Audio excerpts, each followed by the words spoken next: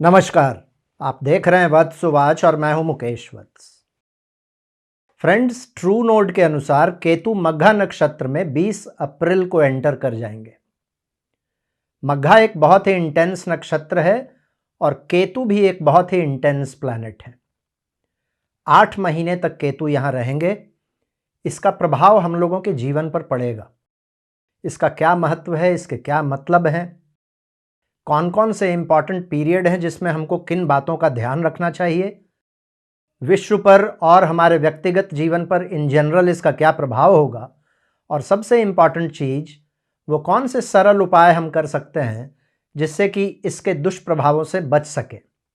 इन सभी चीज़ों की चर्चा मैं आज के इस वीडियो में करूंगा, इसलिए एक महत्वपूर्ण वीडियो है, इसको अंतिम तक अवश्य देखिएगा। मेरे कंटेंट यदि आपको अच्छे लगते हैं, इससे कुछ सीखने को मिलता है, इससे कुछ लाभ होता है आपको, तो मेरे चैनल को सब्सक्राइब कर लीजिएगा, बगल के बेल आइकन को दबा लीजिएगा। फ्रेंड्स, एस्ट्रोलॉजी में 2 तरह का नोड होता है, खास करके राहु और केतु के लिए, ट्रू नोड और मीन नोड। मीन नोड के अनुसार केतु का एंट्री मघा नक्षत्र में 29 मार्च को ऑलरेडी हो चुका है, लेकिन ट्रू नोड जो असल एंट्री होगा केतु का मघा नक्षत्र में वो 20 अप्रैल से होगा और 26 नवंबर तक चलेगा। लगभग 8 महीनों का ये ट्रांजिट है। मघा नक्षत्र यानी कि सिंह राशि में अभी केतु हैं। सिंह राशि का सबसे पहला नक्षत्र है मघा नक्षत्र, और मघा स्वयं केतु का ही नक्षत्र है। केतु के 3 नक्षत्रों में दूसरा नक्षत्र है मघा। पहला अश्विनी, दूसरा मघा और तीसरा मूल। मघा नक्षत्र एक बहुत ही इंटेंस, एक बहुत ही फियर्स, पावर और अथॉरिटी देने वाला, डाउनवर्ड लुकिंग और एक बहुत ही क्रूर नक्षत्र है। केतु के विषय में हम सभी लोगों को पता है कि केतु भी एक बहुत ही इंटेंस प्लैनेट है। कहा जाता है केतु का सिर नहीं है, केतु लॉजिकली नहीं सोचता है। पौराणिक कथाओं में आपने सुना होगा, स्वरभानु नामक राक्षस को जब भगवान विष्णु ने 2 भागों में बांट दिया, जब उसका सर काट दिया, तो सिर वाला जो पार्ट था वो राहु बना और धड़ वाला पार्ट केतु बना। चूंकि सिर नहीं है केतु के पास, इसलिए केतु बहुत इमोशनली सोचता है, इसमें लॉजिक नहीं है। और ये जब एक इंटेंस नक्षत्र मघा में आएंगे तो इसके परिणाम हम लोगों के जीवन पर पड़ेंगे। मघा के विषय में थोड़ा सा जानना आवश्यक है। मघा एक डेमोनिक, एक आसुरी, एक राक्षसी नक्षत्र है, एक डाउनवर्ड लुकिंग नक्षत्र है। मघा का सिंबल यदि देखिएगा तो एक थ्रोन यानी कि एक सिंहासन है। बहुत सारे विद्वानों का मानना है कि इसका एक सिंबल एक हंसिया भी है, हंसुआ, जिससे हम लोग फसल काटते हैं। और इसका प्रतीकात्मक महत्व यह है कि हम जिस तरीके के कर्म करते हैं उसी तरीके का फल काटते हैं, हम लोग उसी तरीके की फसल काटते हैं। केतु क्या है? केतु हमारे ग्रैंड पेरेंट्स को रिप्रेजेंट करता है। केतु हमारे पूर्व जन्म के कर्मों को रिप्रेजेंट करता है, इस जन्म में मोक्ष को रिप्रेजेंट करता है। केतु को ज्ञान कारक भी कहा जाता है। और केतु क्या है? एक मिलिटेंट एटीट्यूड का भी प्लैनेट है। प्लैनेट्स में सबसे ज़्यादा उम्र यदि किसी प्लैनेट की है, सबसे ज़्यादा ओल्ड यदि कोई प्लैनेट है तो वो केतु है। शनि से भी ज़्यादा ओल्ड केतु को माना जाता है। भले ही कहा जाता हो कि कुजवत केतु, लेकिन एज के मामले में केतु मंगल के समान यंग नहीं है, शनि से भी ज़्यादा वृद्ध है। और मघा क्या है? मघा के स्वामी पितर हैं। पितर यानी कि हमारे एंसेस्टर्स। हमारे एंसेस्टर्स को बहुत से लोग समझते हैं कि बस अपने घर के दीवार पर कुछ फोटो लगा दिए अपने पूर्वजों का, रोज दिन कुछ अगरबत्ती लगा दिए, एक माला टांग दिए उन पर, बस ये हमारे दीवारों पर सजने वाले एक रेलिक नहीं है, ये हमारा सिर्फ गुजरा हुआ पास्ट नहीं है। पितृ भी बहुत डायनामिक होते हैं और पितरों का आशीर्वाद हमको पूरा जन्म मिलता रहता है। जिस तरीके से हम पृथ्वी लोक पर रहते हैं, वैसे ही पितरों का भी एक अलग लोक है। मैंने कहा ना, ये एक बहुत ही अलग एक डायमेंशन है, ये बहुत ही एक डायनामिक एलिमेंट है हमारे लाइफ के। और पितर कौन है? पितर से ही हमें हमारी आइडेंटिटी मिलती है। बहुत सारे चीज हमारे जीवन में हमको बिना मांगे हमारे पितरों से मिलता है।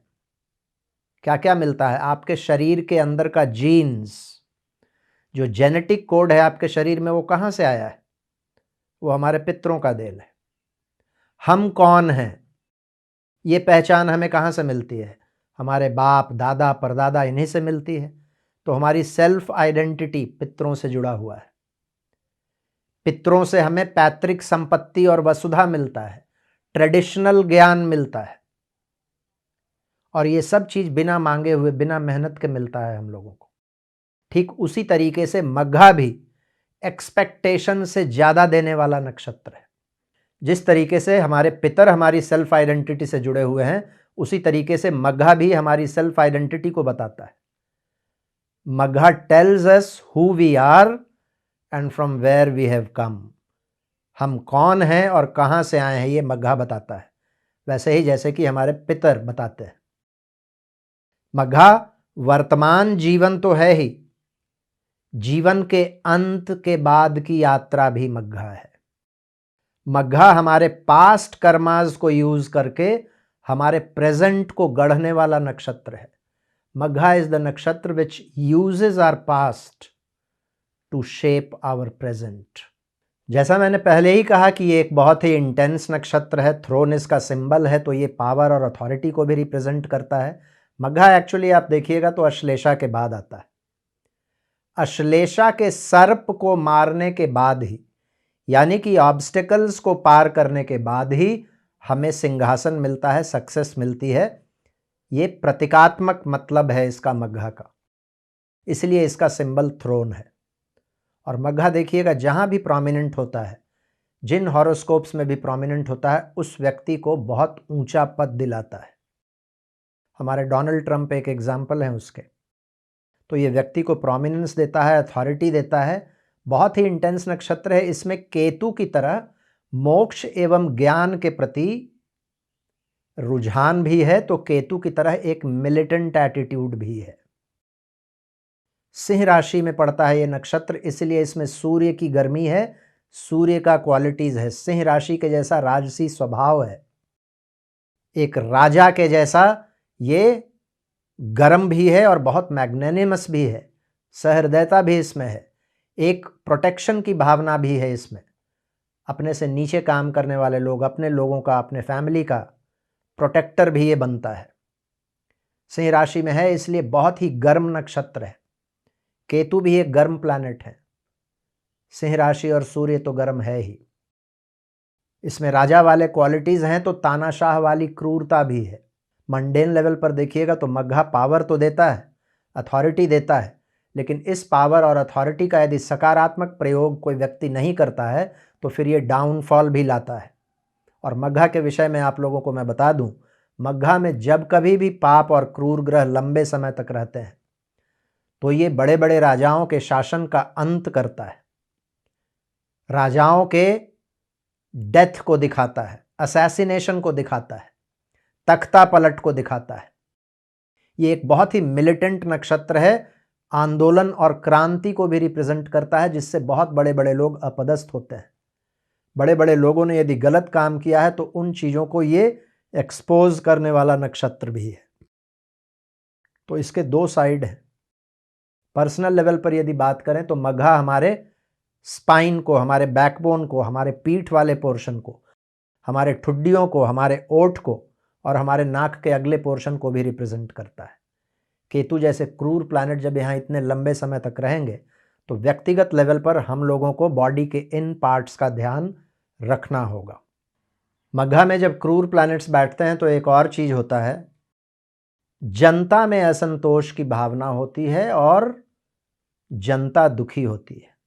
मंडेन लेवल पर मैंने कहा कि सिंह राशि एक उष्ण राशि है, केतु एक फायरी प्लैनेट है और मघा एक बहुत ही डायनामिक, फायरी और डाउनवर्ड लुकिंग नक्षत्र है। अग्निकांड इस पूरे विश्व में बहुत बढ़ जाएंगे, गर्मी बहुत पड़ेगी इस बार, और एक्सप्लोजन्स, युद्ध, आग का भय ये रहेगा। अब हम लोग बात कर लेते हैं इंपॉर्टेंट पीरियड्स की। केतु कब कब किस पद में होंगे, उस पद का क्या मतलब है और हम लोगों को क्या सावधानी रखनी चाहिए। देखिए, सबसे पहले ये जानना बहुत आवश्यक है फ्रेंड्स कि मीन नोड के अनुसार, मीन नोड की तरह ट्रू नोड में जो पीरियड्स हैं वो वेल डिफाइंड नहीं होते, क्योंकि ये ग्रह के एक्चुअल मूवमेंट को रिप्रेजेंट करता है। मीन नोड में यदि जाइएगा तो केतु या राहु एक नक्षत्र में 8 महीने 8 दिन रहेंगे, ये फिक्स्ड है। इसीलिए एक नवांश पद में 2 महीने 2 दिन रहेंगे, ये फिक्स्ड है। लेकिन ट्रू नोड में ऐसा नहीं होता, कैलकुलेशन में थोड़ी सी दिक्कत होती है, इसीलिए आसानी के लिए मीन नोड गढ़ा गया है, ये एक एवरेज है। तो ट्रू नोड के अनुसार 20 अप्रैल से लेकर और मई के अंत तक चौथे पद में रहेंगे मघा के केतु, और मघा का जो चौथा पद है वो कर्क नवांश में आता है। ये जो नवांश का पद है ये मटीरियल बेनिफिट्स के लिए, अपॉर्चुनिटीज से लाभ उठाने के लिए बहुत अच्छा पद नहीं होता है। ये पद स्पिरिचुअलिटी के लिए, कर्म कांड के लिए, ध्यान के लिए, साधना के लिए बहुत अच्छा पद है। इस पद में जब केतु आएंगे तो व्यक्तिगत लेवल पर हमको क्या ध्यान रखना पड़ेगा, हमारी आवाज़, हमारी भाषा कर्कश हो सकती है, इससे बचना होगा। कम बोलिए और मीठा बोलिए, इस चीज को पकड़कर चलना पड़ेगा। इस पद में जब केतु आएंगे तो व्यक्ति के गलती करने की संभावनाएं बढ़ जाती हैं। व्यक्ति गलती करता है और अपनी हानि खुद करवाता है। तो इस समय में हम कोई भी स्टेप्स भी लेते हैं, खास करके मटीरियल स्टेप्स, फाइनेंशियल स्टेप्स, तो बहुत ध्यान से सोच समझ कर लेना होगा। इस पद में जब तक केतु हैं मई के अंत तक, हमें अपने नीचे काम करने वाले लोगों का बहुत ध्यान रखना होगा और अपने फैमिली मेंबर्स का बहुत ध्यान रखना होगा। इसी समय में आप देखिएगा लगभग इस वर्ष अधिक मास की शुरुआत होगी। भगवान विष्णु की पूजा करने के लिए ये बहुत अच्छा समय होगा। जून की शुरुआत से लेकर जुलाई के अंत तक केतु मघा के थर्ड पद में रहेंगे, जो कि मिथुन नवांश में आता है। ये बुध का नवांश है और इंटेलेक्चुअल नवांश है। कुछ सीखने के लिए ये बहुत अच्छा पद माना जाता है। तो इस समय में नए चीज़ों को सीखने का प्रयास कीजिए, अच्छे लोगों की संगति में रहिए। नेगेटिव क्या है, केतु यहाँ क्या कर सकते हैं, केतु यहाँ सबसे पहले तो आपको बहुत ज़्यादा ऑब्सेस्ड बना सकते हैं। दूसरों का पॉइंट ऑफ व्यू आप नहीं सुनिएगा, और दूसरा आप बोलने ज़्यादा लगिएगा, ज़रूरत से अधिक बोलना। जब यहाँ केतु आएंगे तो ये करवा सकते हैं। इस समय में इसका ध्यान रखना होगा। दूसरा बहुत बड़ा डिमेरिट है इस पद का, खास करके केतु जैसे प्लैनेट जब यहाँ आएंगे, ये व्यक्ति के सेक्सुअलिटी को बहुत ज़्यादा बढ़ाने वाला पद है। केतु जैसे इंटेंस प्लैनेट जब यहाँ बैठेंगे तो या तो सेक्स ड्राइव बिल्कुल ख़त्म हो जाएगा या फिर बहुत ज़्यादा तेज हो जाएगा। और इस पद में जब तक केतु रहेंगे लगभग 2 महीनों तक, पर पुरुष या पर स्त्री के साथ कोई संबंध ना बन जाए, इलिसिट रिलेशनशिप ना बन जाए, इसका बहुत ध्यान रखना पड़ेगा। अगस्त की शुरुआत से लेकर सितंबर के अंत तक केतु मघा के दूसरे पद में आ जाएंगे, जो कि वृषभ नवांश में आता है। ये नवांश एक बहुत ही अग्रेसिव, बहुत ही अपॉर्चुनिस्टिक और बहुत ही मटीरियलिस्टिक नवांश है। यहाँ पर जब केतु आएंगे तो हमको ये चीज़ देखना पड़ेगा कि हम स्पेकुलेशन, गैम्बलिंग, शॉर्टकट्स वगैरह से दूर रहें, क्योंकि सिंह राशि नेचुरल 5th हाउस है काल पुरुष कुंडली का। यदि आप स्पेकुलेट कीजिएगा, चाहे वो शेयर मार्केट में हो या कहीं भी हो, तो केतु जैसा प्लैनेट आपको परेशान कर देगा, लॉसेस हो जाएंगे। यहाँ पर बैठने से एक और चीज़ होगा, केतु आपके खान पान को खराब कर सकते हैं, गलत चीज़ों के प्रति आकर्षण बढ़ा सकते हैं, जैसे व्यसन, तामसिक भोजन। इन चीज़ों से दूर रहना पड़ेगा। ये आपके पैरों में परेशानी दे सकता है।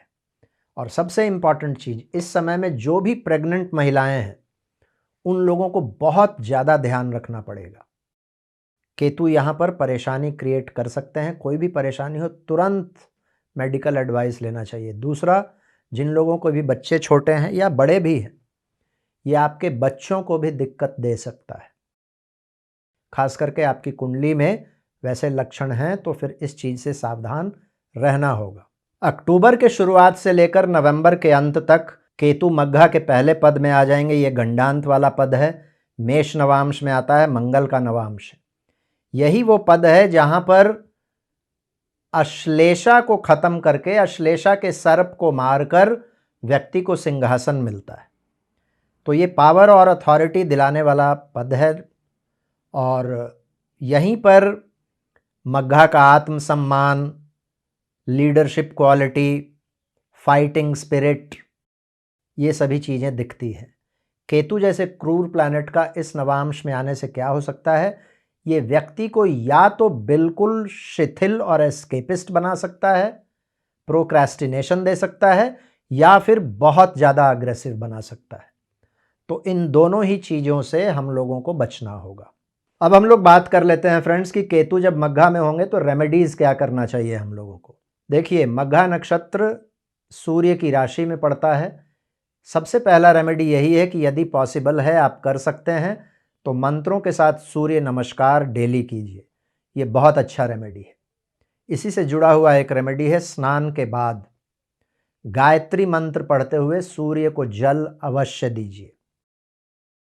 तीसरा चीज, मैं आप लोगों के स्क्रीन पर एक मंत्र दे रहा हूं, इस मंत्र को लगातार चांट करते रहना चाहिए। ये मंत्र है ओम पितृभ्यः स्वधायेभ्यः स्वधा नमः। इस मंत्र की चैंटिंग हमेशा आप करते रहेंगे तो केतु के दुष्प्रभावों से, मग्घा नक्षत्र के दुष्प्रभावों से बचे रहेंगे। चौथा चीज, जब तक केतु मग्घा में है, चंद्रमा जब जब मग्घा नक्षत्र में आते हैं, यानी कि चंद्रमा और केतु का कंजंक्शन मग्घा नक्षत्र में होगा, महीने में एक दिन तो ऐसा जरूर होगा, उस दिन को पितरों को तर्पण अवश्य दें। पितरों को तर्पण देने की बहुत सिंपल एक विधि मैंने अपने पहले के वीडियो में बताया हुआ है। वो वीडियो का मैं लिंक दे दूंगा डिस्क्रिप्शन में, उसको आप कर सकते हैं। याद रखिए, इन्हीं 8 महीनों में पितृपक्ष भी आएगा, तो पितरों के लिए तर्पण पितृपक्ष में जरूर करें। चंद्रमा जिस दिन मघा नक्षत्र में रहेंगे उस दिन जरूर करें। बीच में ग्रहण भी आएंगे, ग्रहण के समय में भी आप कीजिएगा। तो ये बहुत अच्छा रेमेडी है, इससे आप बहुत खुश रहेंगे और किसी भी परेशानी से बचे रहेंगे। पितृपक्ष में या ऐसे भी अपने पितरों को याद करके कुछ चैरिटी, कुछ डोनेशन जरूर कीजिए। ये भी एक बहुत अच्छा रेमेडी है मघा नक्षत्र का। अब मैं आप लोगों को डाइट में कुछ चीज़ों को इंक्लूड करने के बारे में बताऊंगा। अपने खान पान में इन चीज़ों को यदि आप ऐड कीजिएगा तो इससे भी आप मघा नक्षत्र के दुष्प्रभावों से बचे रहिएगा। इनफैक्ट अच्छे प्रभाव मिलेंगे। सबसे पहले तो मिल्क प्रोडक्ट्स में लस्सी, छाछ और दही का प्रयोग, ये बहुत अच्छा रेमेडी है। सेकेंडली, गुड़ का प्रयोग, शुगर नहीं गुड़ का प्रयोग, ये बहुत अच्छा रेमेडी है।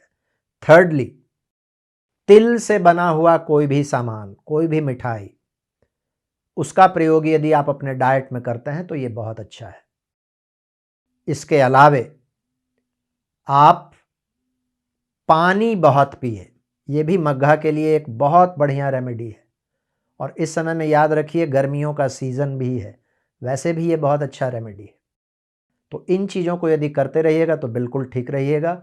हर नक्षत्र पर केतु के मघा में आने का क्या प्रभाव होगा ये मैं आप लोगों को बताऊंगा एक अलग वीडियो में। वो बहुत लंबा वीडियो बनेगा, 36 प्रेडिक्शंस उसमें निकलते हैं और बहुत सारा चीज़ कैलकुलेट करना पड़ता है। वेद कहाँ से प्राप्त हो रहा है, कौन सा सामुदायिक तारा है, कौन सा वैनाशिक तारा है, कर्म तारा, आधान सीरीज, तो वो लंबा वीडियो बनता है। तो वो वीडियो भी मैं आपको 20 अप्रैल से पहले तक दे दूंगा।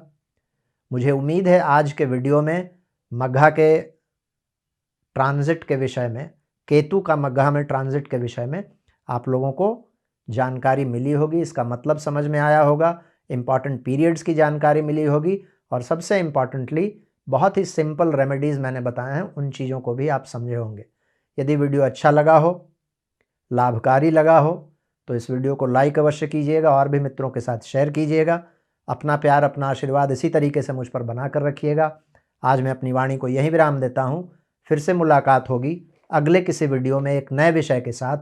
तब तक के लिए बहुत बहुत धन्यवाद। हर हर महादेव। भारत माता की जय।